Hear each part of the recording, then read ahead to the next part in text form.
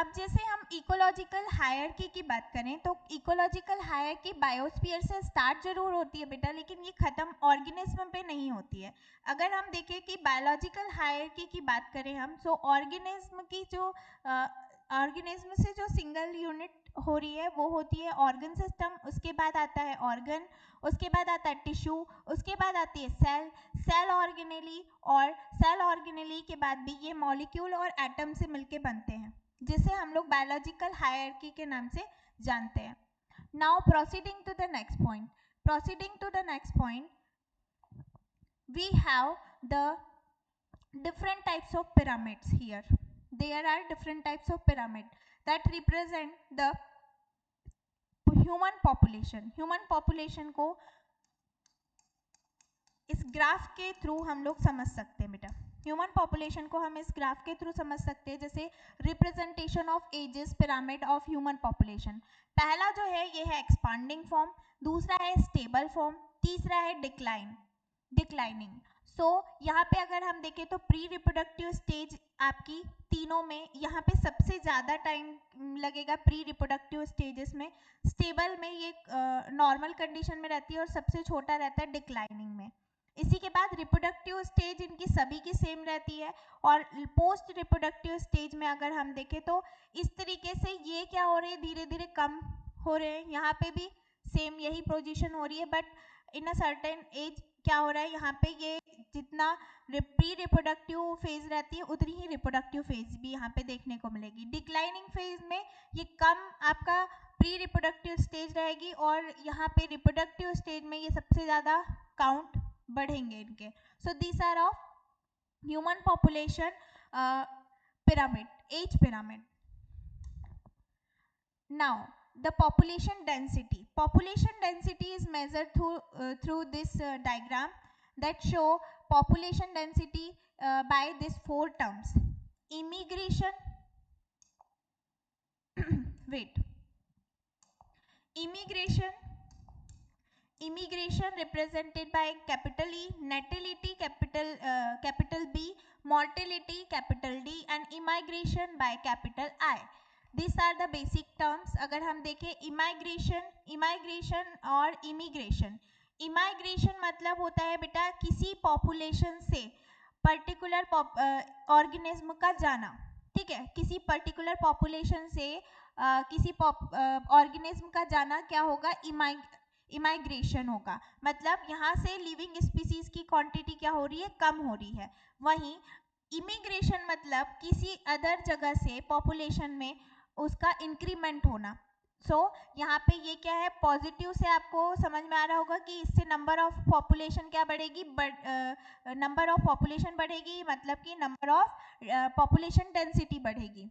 और वैसे जैसे इधर आपको प्लस एंड माइनस दिख रहा है, सेम वैसे ही यहाँ पे प्लस एंड माइनस दिख रहा है। इसमें है नेटेलिटी एंड मॉर्टेलिटी। नेटेलिटी मतलब होता है बेटा कैपिटल बी, मतलब birth rate.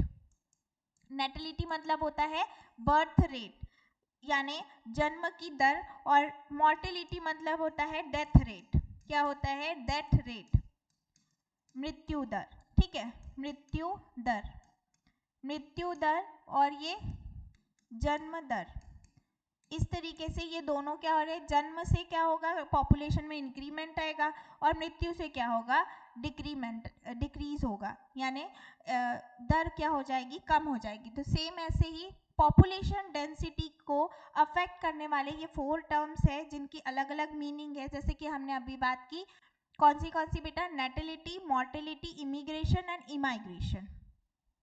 So these are four basic terms. Now this is the population growth curve by which we can detect when resources are not limiting, the growth plot is exponential. जब कोई भी resource बहुत quantity में रहता है और तो growth जो होती है बिल्कुल एक्सपोनेंशियल फेज में चलती है, मतलब एकदम फास्ट चलेगी। और वहीं व्हेन रिसोर्सेस आर लिमिटिंग मतलब कम क्वांटिटी में होते हैं, so growth plot is logistic, के इज कैरिंग कैपेसिटी, के is the carrying capacity of the population growth curve. So this is all about the graph. This is all about the graph. Clear? Now proceeding to the next point that is the population interaction. Population interaction की बात करें हम बेटा तो population, जैसे कि अभी हम लोगों ने बात की थी कि अगर हम पॉपुलेशन फॉर्म करें, जैसे यहाँ देखिए पॉपुलेशन इंटरेक्शन मतलब हमने पहली बात की थी ऑर्गेनिज्म की, ऑर्गेनिज्म से मिलके बना था क्या पॉपुलेशन। सो इन दोनों के बीच में इंटरेक्शन, सो इंटरेक्शन कैसे रहेगा वो हम समझते हैं बाय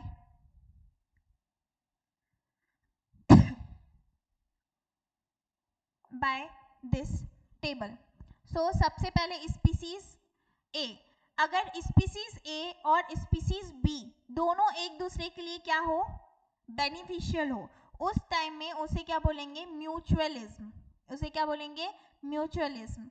जैसे कि हम एक एग्जांपल दे सकते हैं म्यूचुअलिज्म का कि ये म्यूचुअल रिलेशनशिप में है और दोनों ही बेनिफिशियल है एक दूसरे के लिए। तो ये इसका एग्जांपल है बेटा लाइकेन। लाइकेन, लाइकेन आपने देखा होगा, कवक, कवक और कवक मतलब क्या होता है, फंगी, फंगी और एल्गी, एल्गी को क्या बोलते हैं, शैवाल। कवक और शैवाल का ये क्या है, साथ में जब निवास करते हैं तब ये इसे बोला जाता है लाइकेन। तो lichen is the example of mutualism या सिम्बायोसिस का एग्जाम्पल है ये, जिसमें म्यूचुअलिज्म शो होता है। सो म्यूचुअलिज्म में दोनों ही बेनिफिशियल होते हैं। एल्गी क्या करती है, फूड प्रिपेयर करती है फोटोसिंथेसिस करके, और दूसरा जो आपकी क्या हो रही है, फंगी, वो न्यूट्रिएंट प्रोवाइड कर रही है और शेल्टर प्रोवाइड करती है एल्गी को। सो ऐसे दोनों एक दूसरे के लिए क्या है बेटा, बेनिफिशियल है। वहीं अगर ए स्पीसीज बी स्पीसीज दोनों के लिए क्या हो, दोनों एक दूसरे से कम्पीट कर रहे हैं, कंपटीशन में है, सो ना ही क्या ग्रो कर पाएगी स्पीसीज ए, ना ही स्पीसीज बी, दोनों ही एक दूसरे को क्या करेंगी, डिडक्ट करने की कोशिश करेंगी। ऐसे रिलेशनशिप को बोलते हैं कंपटीशन। कंपटीशन, ठीक है, कंपटीशन। फॉर एग्जांपल कि अगर एक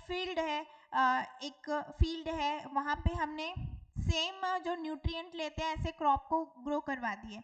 सो एट दैट सेम टाइम क्या होगा, दोनों ही न्यूट्रिएंट लेना चाहेंगे सॉइल से, और अगर दोनों ही न्यूट्रिएंट लेना चाहेंगे तो एक के पास कम एक के पास ज़्यादा, तो इस तरीके में ना ही वो ए ग्रो कर पाएगी अच्छे से, ना ही बी ग्रो कर पाएगी। इसीलिए हम लोग जब भी क्रॉप का सिलेक्शन करते हैं, फार्मर्स लोग, किसान लोग जब क्रॉप का क्या कर रहे हैं, स्पीसीज ए और स्पीसीज बी को कलेक्ट कर रहे हैं, तो वो ऐसे स्पीसीज ए या स्पीसीज बी लेते हैं जो एक दूसरे से कॉम्पीट ना करें बल्कि एक दूसरे को हेल्प करें। जैसे कि आप तुअर लेते हैं, तुअर दाल, अरहर दाल जो है वो प्रोटीन, उनको क्या होता है, नाइट्रोजन नीडेड रहता है, तो उससे क्या किया जाता है, पैडी वाली फील्ड के ऊपर लगा दिया जाता है। पैडी मतलब धान, धान नीचे रहता है और ऊपर की साइड में या कॉर्नर के साइड में आपकी अरहर तुअर लगा दी जाती है, तो वो नाइट्रोजन फिक्सेशन करती है, इससे न्यूट्रिएंट रिसाइकल भी हो जाते हैं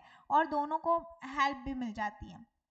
सो इसी तरीके से ऐसी बहुत सारी क्रॉपिंग पैटर्न है जिसको मिक्स क्रॉप करके लगाया जाता है, बट इनमें क्या है, कंपटीशन है, तो दोनों ही क्या करेंगे, एक दूसरे के लिए नेगेटिव रिस्पॉन्स देंगे, ठीक है। उसके बाद आते हैं प्रीडेटर्स। प्रीडेटर्स में स्पीसीज ए को तो कोई नुकसान नहीं है, ये पॉजिटिव, लेकिन जिसपे ये है उसको ये क्या कर सकता है, नेगेटिव रिस्पॉन्स दे सकता है, मतलब खा लेगा।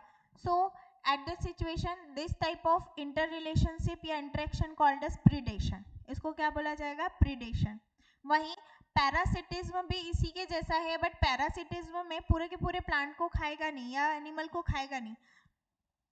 यहाँ पे क्या होगा, एक प्लस में होगा, दूसरा क्या होगा, माइनस में होगा। जैसे अमरबेल, अमरबेल का अगर हम लोग एग्जाम्पल लें, अमरबेल, कसकटा, कसकटा अगर किसी प्लांट में या इसे येलो कलर की होती है, येलो कलर की होती किसी भी अगर प्लांट में ग्रो कर जाती है तो ये उससे न्यूट्रिएंट सक करती है, और ऐसे वो जो पर्टिकुलर प्लांट है वो धीरे धीरे करके वो क्या हो जाता है, डिस्ट्रॉय हो जाता है। सो इस सिचुएशन में क्या होता है, इस सिचुएशन को बोला जाता है पैरासिटिज्म। वहीं कमेंसलिज्म में एक को पॉजिटिव रिस्पॉन्स आता है तो दूसरे को ना नेगेटिव आता है ना पॉजिटिव आता है, वो एज इट इज रहता है। This type of interaction is called as commensalism. And amensalism means एक को negative response है और दूसरे को कुछ भी नहीं है. So this type of relationship is called as amensalism. So these are the six type of interaction that is shown by different type of population. And one by one हमने discuss किया कि किस तरीके से ये पॉपुलेशन इंटरेक्शन हो सकता है. So this are the names of interaction. First mutualism, second competition, third is predation, fourth is parasitism, fifth is commensalism and last one is amensalism. Now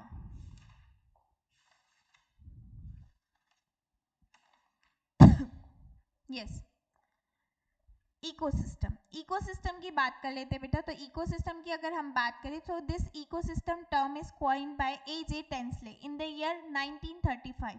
1935 में इसको ये जो टर्म है इकोसिस्टम ये दिया गया था. इकोसिस्टम के टू टाइप्स हो सकते हैं. टू टाइप्स कौन से होते हैं बेटा? तो एक प्राकृतिक हो गया और एक क्या हो गया? कृत्रिम. नेचुरल इकोसिस्टम या artificial ecosystem. Natural ecosystem generally found होते हैं नेचर में, बट आर्टिफिशियल सिस्टम इकोसिस्टम को बनाया जाता है. नेचुरल इकोसिस्टम टू टाइप्स के हो सकते हैं. एक होता है टेरेस्ट्रियल जो कि कहाँ होगा? लैंड पर. और वहीं एक्वेटिक की अगर हम लोग बात करें बेटा तो एक्वेटिक जो होता है वो जलीय पानी में होता है. टेरेस्ट्रियल इकोसिस्टम की बात करें तो ये तीन टाइप्स के हो सकते हैं. Ecosystem, forest ecosystem, grassland ecosystem and desert ecosystem. Forest, grassland and desert, these are the three forms of terrestrial ecosystem जो लैंड में है. उसमें इसके बाद सेकेंड जो टाइप आता है that is the aquatic ecosystem. Aquatic ecosystem के टू टाइप होते हैं, fresh water ecosystem, salt water ecosystem. Fresh water ecosystem में आता है pond ecosystem, lake ecosystem, stream ecosystem. वहीं सॉल्ट वाटर इकोसिस्टम में आता है wetland, estuaries and marine. Salt water ecosystem, देखो फ्रेश वाटर में क्या होता है, जनरली खारा पानी नहीं होता है.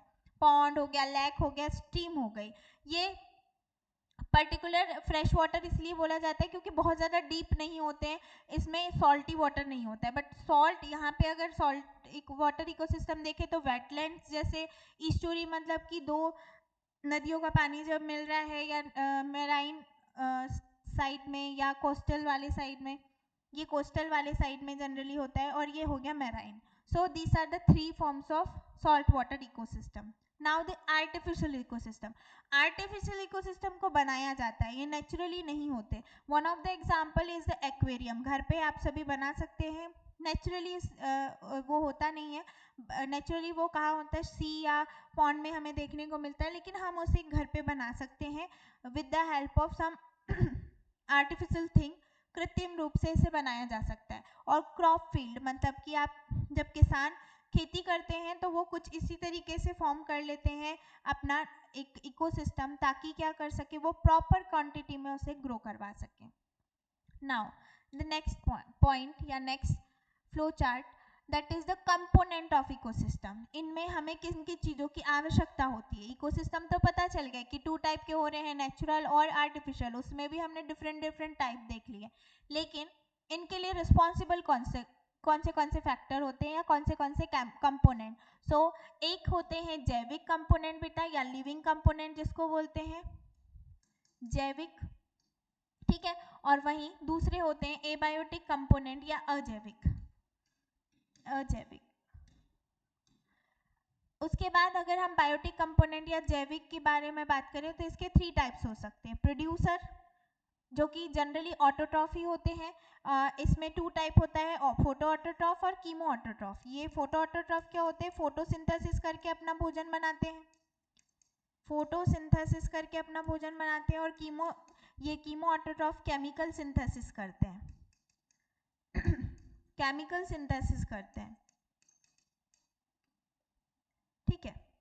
उसी के बाद आपके कंज्यूमर आ जाते हैं. कंज्यूमर ये आप बोल सकते हैं प्रोड्यूसर प्राथमिक होते हैं, जो कि प्लांट हम लोग देख सकते हैं पूरे के पूरे all green plant are called as producers या ऑटोट्रॉफिक ऑर्गेनिज्म. कंज्यूमर मतलब कि इसको खाने वाले, कंज्यूम करने वाले, ठीक है, उपभोक्ता, ठीक है. इसमें आपके आ जाते हैं primary, secondary, tertiary and quaternary, ये 4 टाइप के हो सकते हैं। प्राइमरी कंज्यूमर जनरली हर्बीवोर्स होते हैं, मतलब ग्रास ईटिंग एनिमल, घास खाने वाले। उसके बाद सेकेंडरी कंज्यूमर में कार्निवोर्स आते हैं, कार्निवोर्स मतलब कि सिर्फ मांस मछली खाने वाले। टर्शरी में टर्शरी कंज्यूमर दोनों हो सकते हैं, क्वाटरनरी कंज्यूमर भी जनरली कार्निवोर्स ही होते हैं। अब इन सभी को खाने वाले, दैट मीन्स कि ऑटोट्रॉफ को भी और ये कंज्यूमर के पूरे टाइप्स को खाने वाले आते हैं बेटा डीकम्पोजर्स। डीकम्पोजर में कौन कौन से आ सकते हैं? तो आते हैं फंगी, आते हैं बैक्टीरियाज, बहुत सारी फंगी, बहुत सारी बैक्टीरियाज एंड बहुत सारे different types of viruses also, but viruses are considered as a non-living thing. It is a connecting link between living thing and non-living thing, so we just accept that. Now the abiotic component या अजैविक कारक देखें हम तो देखिए यहाँ पे क्या क्या आ जाता है। एयर में आपके ऑक्सीजन, कार्बन डाइऑक्साइड, मेनली ये ही आपके लिए बेनिफिशियल या क्रूशियल रोल प्ले करते हैं। उसके बाद वाटर भी इसेंशियल रोल प्ले करता है। उसके बाद आपका आ जाता है सोलर रेडिएशन या sunlight, it is much more important for the photosynthesis reaction. उसके बाद आपका आता है temperature, it also play the main role, and the soil is for nutrient, providing nutrient to the plants. So this is all about the component of the ecosystem. Now proceeding to the next point, that is the pond ecosystem. Pond ecosystem में भी 2 types होते हैं। देखिए producer में phytoplanktons होते हैं। Phyto मतलब होता है बेटा प्लांट्स, उसमें सम एल्गास आ सकते हैं, floating and submerge plant. Floating मतलब तैरने वाले, सबमर्ज मतलब आधे अंदर आधे बाहर, and marginal plant at the edges. ये सभी के सभी क्या होते हैं? प्रोड्यूसर्स होते हैं। क्या होते हैं? प्रोड्यूसर्स। मीन्स ये फोटोसिंथेसिस करके क्या फूड का फॉर्मेशन करेंगे। नाउ इसके बाद आपके आ जाते हैं कंज्यूमर में जू प्लैंक्टन्स आते हैं। जू मतलब होता है एनिमल्स, और फ्री स्विमर्स हो सकते हैं, बॉटम ड्वेलर्स हो सकते हैं, इनमें फ्लैजिला वगैरह होते हैं, तो ये फ्री भी मूव कर सकते हैं या with the help of water current भी ये मूव कर सकते हैं। उसके बाद आपका आ जाता है decomposer, fungi, bacteria and flagellated जितने भी थिंग होते हैं, बैक्टीरियम होते हैं, ये सभी हेल्प करेंगे इसे। उसके बाद आ जाते हैं आपके एबायोटिक फैक्टर्स। तो एबायोटिक फैक्टर में आपके soil particle, water with the dissolve organic and inorganic substance, carbon dioxide, O2 and dissolve, and solar radiation and soil from the bottom of the pond. उसी के बाद आपके आ जाते हैं एस्पेक्ट ऑफ प्राइमरी प्रोडक्टिविटी।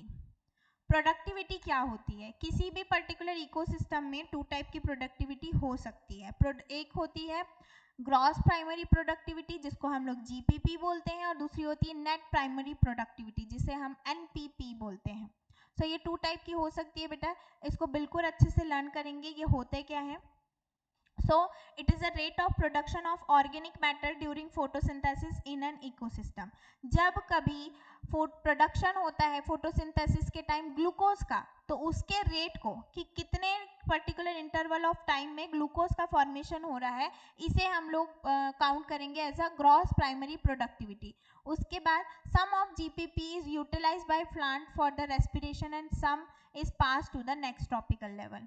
क्या होता है बेटा, इसको हम लोग मेजर करेंगे अभी कौन से लॉ से? 10% लॉ से। ठीक है, 10% लॉ से हम लोग इसे क्या करेंगे? मेजर करेंगे कि किस तरीके से ग्लूकोज का फॉर्मेशन होता है फर्स्ट लेवल पे, और वो कैसे कैसे आपके नेक्स्ट लेवल तक के क्या होता है? पास ऑन होता है। तो some of the GPP is utilize, क्योंकि हम प्लांट भी तो वर्क करते हैं ना, वो फूड बनाते हैं वो अलग बात है, लेकिन वो भी तो यूटिलाइज करेंगे, उनके अंदर भी मेटाबॉलिक एक्टिविटी चलते रहती है, वह भी रेस्पिरेशन की प्रोसेस करते हैं, मतलब श्वसन करते हैं। तो इसी तरीके से मेटाबॉलिक एक्टिविटी में कुछ क्या हो जाएगी? यूज हो जाएगी, और बाकी जो उसे अदर एनिमल खाएंगे वो यूटिलाइज करेंगे।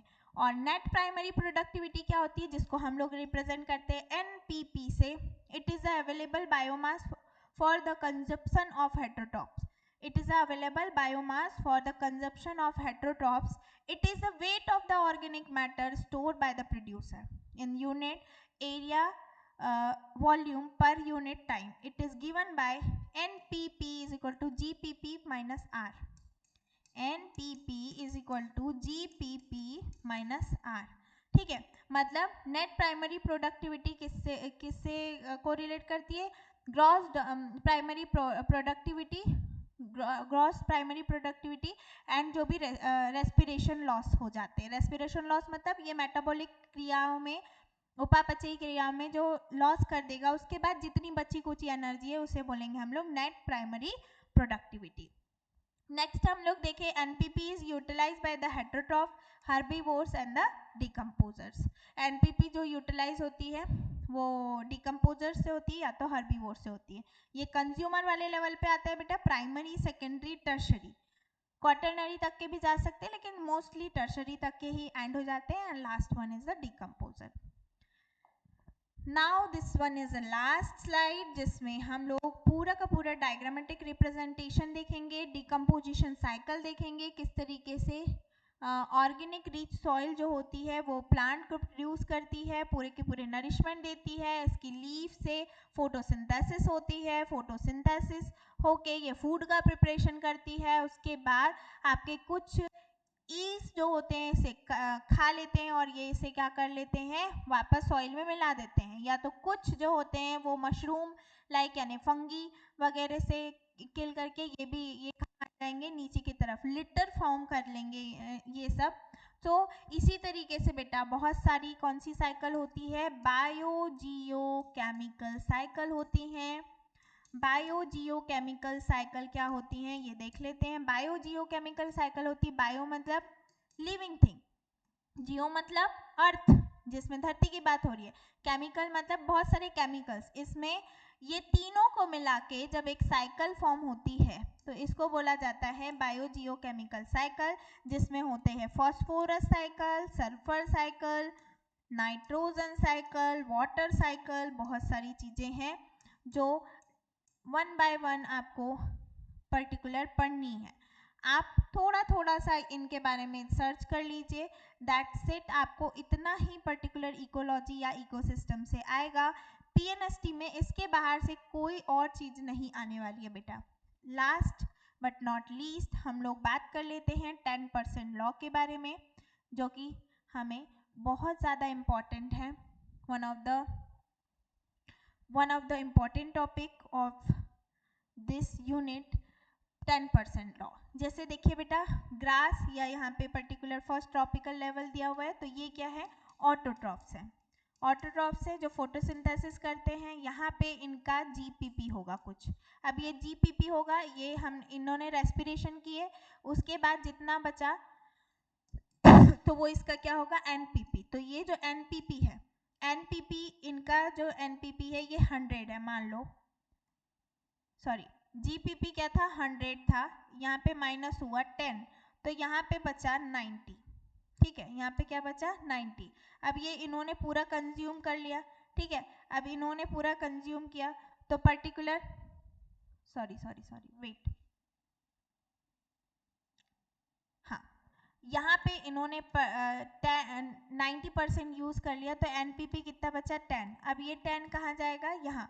ग्रास ऑपर ने ईट किया, ग्रास ऑपर के पास 10 था, माइनस क्या हो गया 9, तो यहाँ पे बचा 1. फिर ये 1 कहाँ गया, फ्रॉग तक गया, इसका जो 1 था इसने 0.9 ईट किया तो यहाँ पे बच गया 0.1. अब ये जो 0 पॉइंट है ये किसके पास आ गया, स्नेक के पास आ गया. तो इसी तरीके से 10% के रेशियो से ये क्या कर रहा है, फ्लो कर रहा है अलग अलग ट्रॉपिकल लेवल पे. सो ये जो पर्टिकुलर लॉ था 10% लॉ इसीलिए नाम पड़ा कि 10% अमाउंट क्या होता है, नेक्स्ट लेवल में जाता है. बाकी 90% of energy is utilize in the metabolic processes.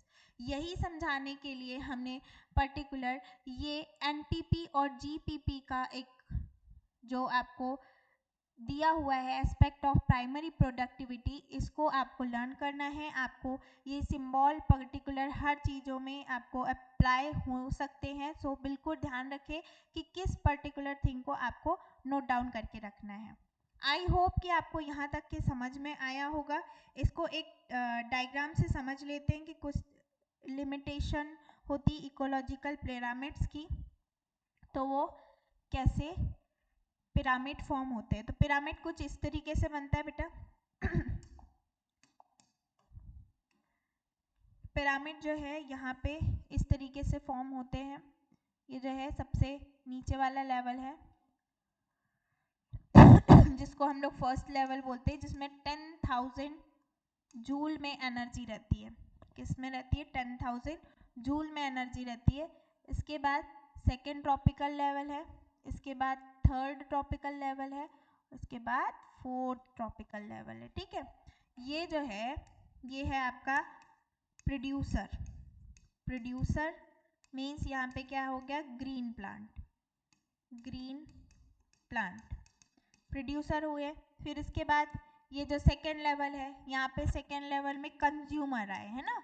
Consumer में भी यहाँ पे प्राइमरी, यहाँ पे सेकेंडरी और यहाँ पे टर्शियरी, और यहाँ पे डिकम्पोजर्स। यहाँ पे हर एक लेवल पे डिकम्पोजर वर्क करेंगे, डिकम्पोजर वर्क करेंगे। ठीक है, सो प्राइमरी, सॉरी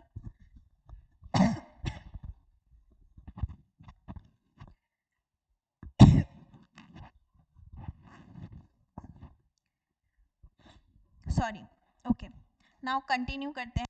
सो हाँ, 10,000 यहाँ पे है। यहाँ के 10,000 में अगर हम 90% हटा दें, सो सॉरी 10% लें 10,000 का, तो कितना होता है? 1,000 जूल आपका प्राइमरी वाले लेवल पे रहेगी। इसके बाद अगर हम सेकेंड लेवल पे जाएं तो सेकेंड लेवल पे कितने बचेगी बेटा? 100 joule, and the last one is the 10 joule. आपका जूल हम लोग एनर्जी के लिए मेज़र करते हैं, तो इसको कुछ इस तरीके से रिप्रेजेंट करेंगे।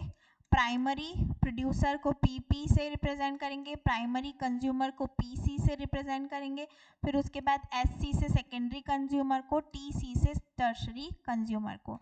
इस तरीके से हम 10% लॉ को क्या करते हैं? ग्राफिकल या इकोलॉजिकल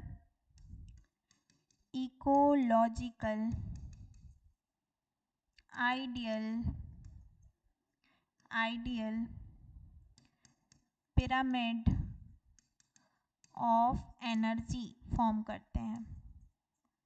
ठीक है, so this is the ideal ecological pyramid. Clear? So this is all about the ecological pyramid. ऐसे ही पिरामिड ऑफ बायोमास होता है, पिरामिड ऑफ नंबर होते हैं।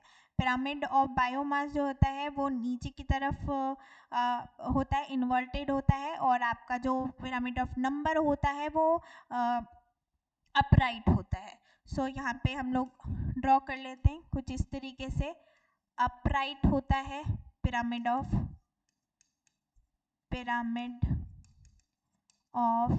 नंबर, और दूसरा इन्वर्टेड होता है pyramid of biomass. So this is all about the ecology and their environment. So यहाँ पे हम लोग चैप्टर को एंड करते हैं बेटा।